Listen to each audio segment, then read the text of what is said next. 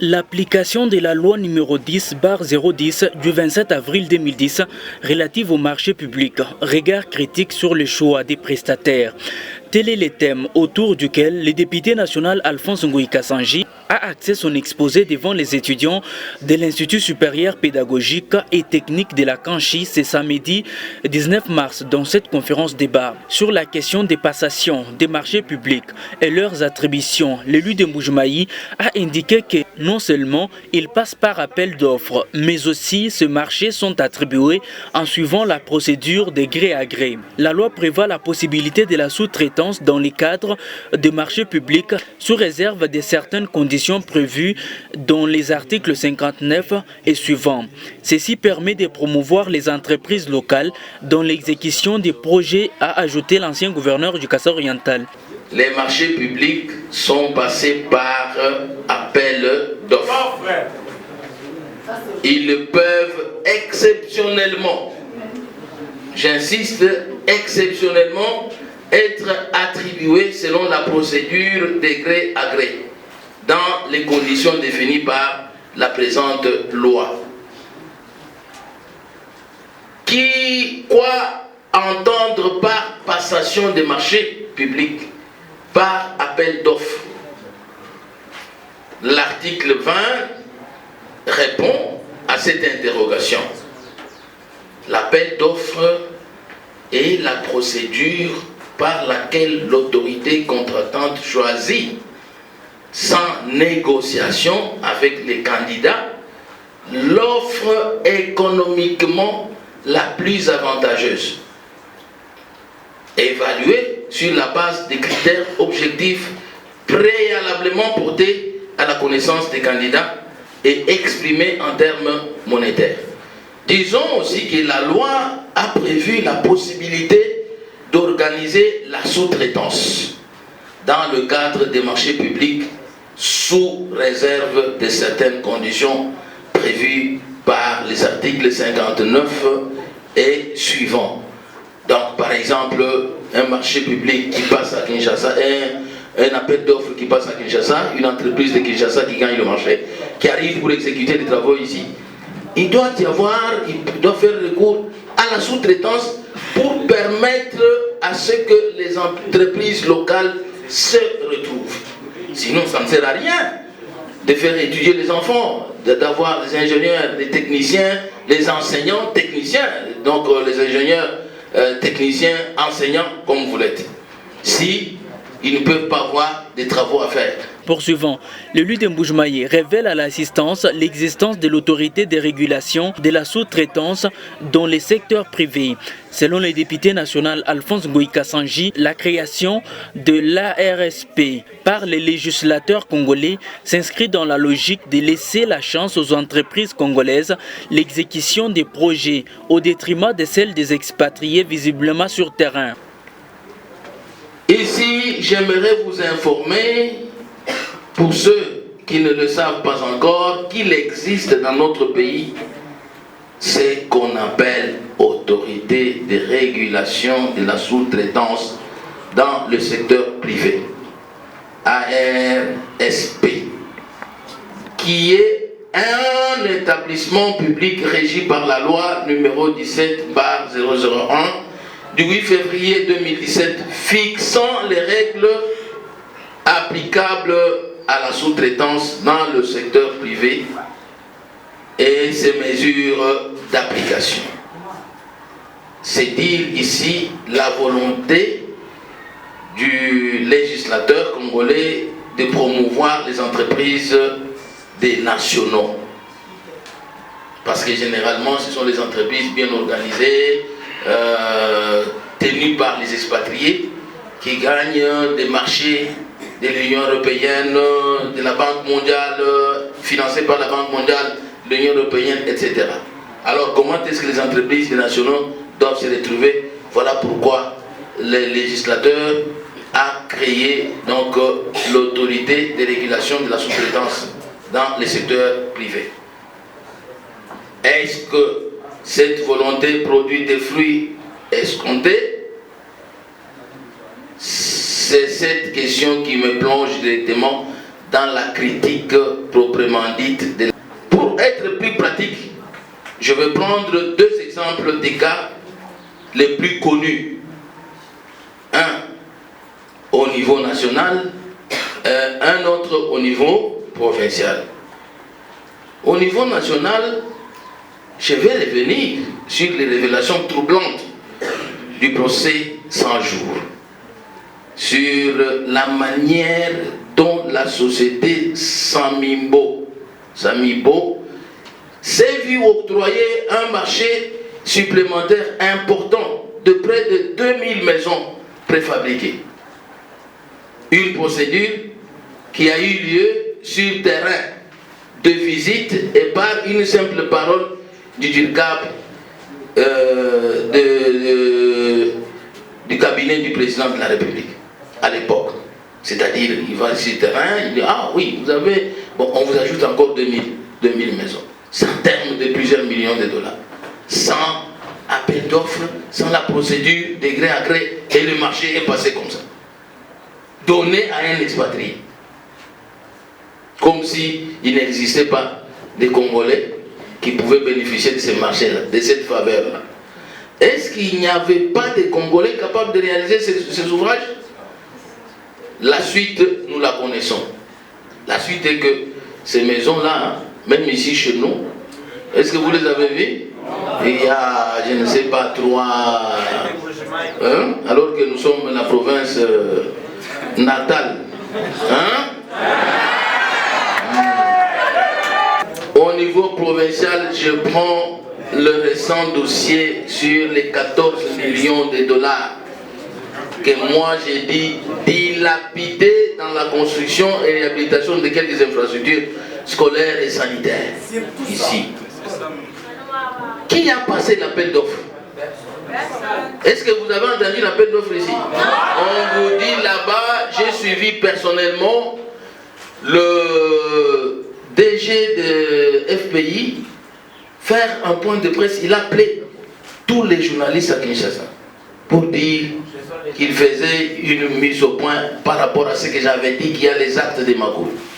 Il voulait démontrer qu'il n'y en avait pas eu. Il a dit, respectivement, lui, le DG de FPI, et les conseillers du chef de l'État, ils ont dit que c'est le gouverneur qui a procédé aux appels d'offres, qui a sélectionné les prestataires. Tantôt, on a suivi la gouverneure dire qu'elle ne connaît rien. Cette affaire concerne les conseillers du président. Vous l'avez suivi, non? Oui. J'ai parlé avec elle personnellement. Elle me dit non, on est venu. Et moi, quand j'ai vu ça, j'ai vu qu'il y avait les actes, ce n'était pas clair. Nous étions un peu quasiment de la chaumière qui était ici. Bon, lui aussi a trouvé qu'il y avait un flou autour de ça. Puis après, ils sont venus me voir. J'ai désigné des entreprises. Moi, je lui pose la question, Madame la gouverneure, c'est vous qui devez désigner les entreprises ou bien les entreprises devaient compétir? Vous voyez? Elles devaient compétir pour que tout le monde ait la chance de gagner. Et les entreprises doivent être sélectionnées d'une manière objective, transparente et claire, limpide. Qui a passé l'appel d'offres? Province et conseiller du chef de l'État se lance la balle. Comment les exécutants ont-ils choisi? Personne ne sait. Même pas, on a entendu, donc c'est tout à fait un flou. Ces deux cas nous amènent à retenir certaines réalités ou pratiques frauduleuses dans les choix des prestataires, telles que 1. La corruption. Procédé par laquelle les autorités contractantes visent premièrement leurs intérêts à travers ce qu'on appelle opération retour. ils attendent de l'argent en sélectionnant. Oui, moi j'étais sélectionné, tu as gagné les marchés d'1 million, j'attends dans ces 1 million 300 000 $. Vous voyez, c'est comme ça que certains travaux ne s'achèvent pas. L'ancien gouverneur du Kasaï oriental parle du non-respect des procédures de passation des marchés et abus des pouvoirs comme un blocage à l'exécution de certains projets au pays. Les cas du projet des programmes de 100 jours du chef de l'État.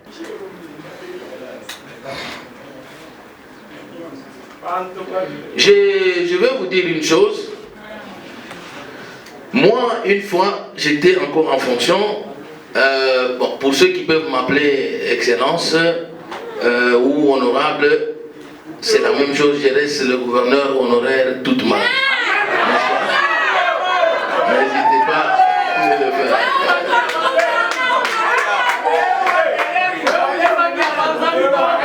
Donc, je vais vous donner un exemple à ce sujet.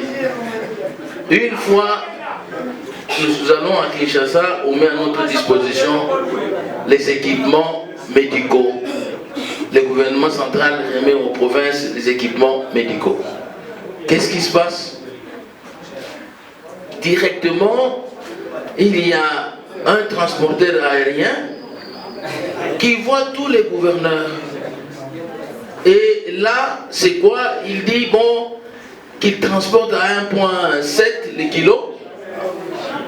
Et on va vous retourner quelque chose. Vous allez gagner quelque chose. Donc moi je vous transporte ces équipements à 1,7. Vous allez avoir quelque chose en retour. Alors quand il me dit ça, je vois tous les gouverneurs souscrire. Oui, c'est celui-là qui va transporter. C'est celui-là qui va transporter.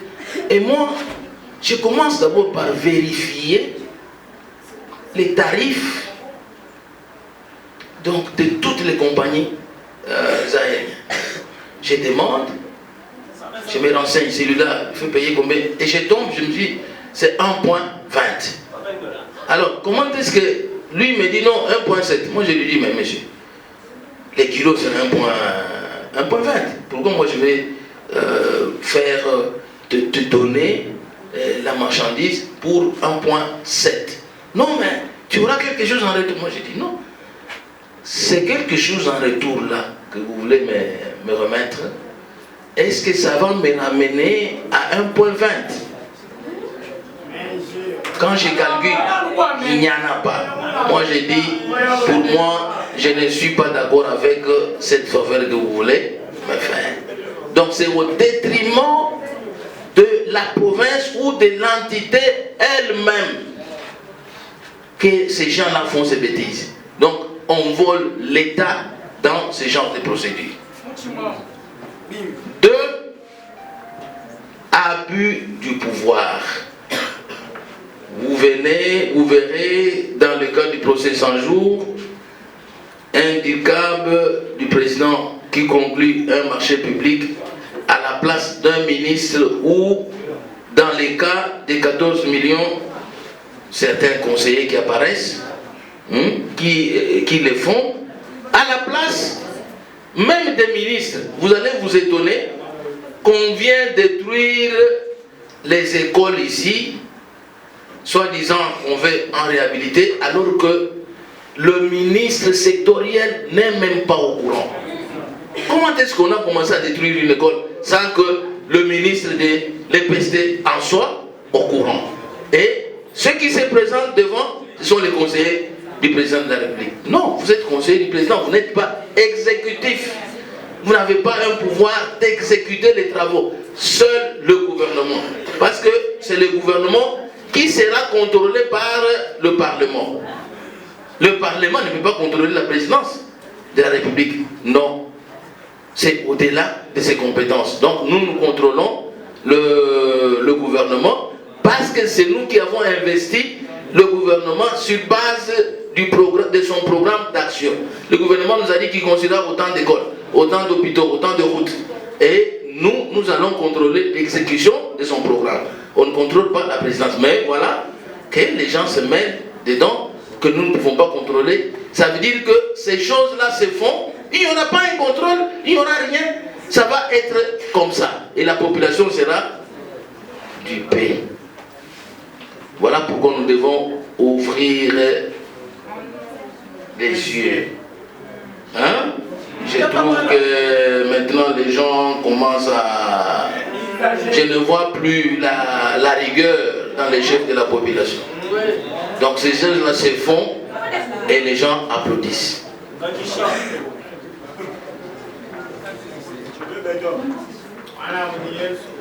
Ceux qui ont plus de pouvoir interviennent souvent pour imposer de façon anarchique leur position aux autorités contractantes faibles. Moi, par exemple, pour les soins de 14 millions, je sais la réaction du président de la République qui n'était pas du tout content de ce qui s'est passé. Mais il y a eu un trafic d'influence à grande échelle. Pendant les 3 mois de vacances parlementaires, dans son agenda, Alphonse Ngoï Kassanji est le seul député national du Kassai oriental qui a multiplié des échanges avec les étudiants des différentes institutions universitaires avec les exposés à la clé. C'est la salle de réunion de la Caritas Mbujimayi qui a servi de cadre à cette conférence débat organisée par la coordination étudiantine de l'Institut supérieur pédagogique et technique de la Kanchi.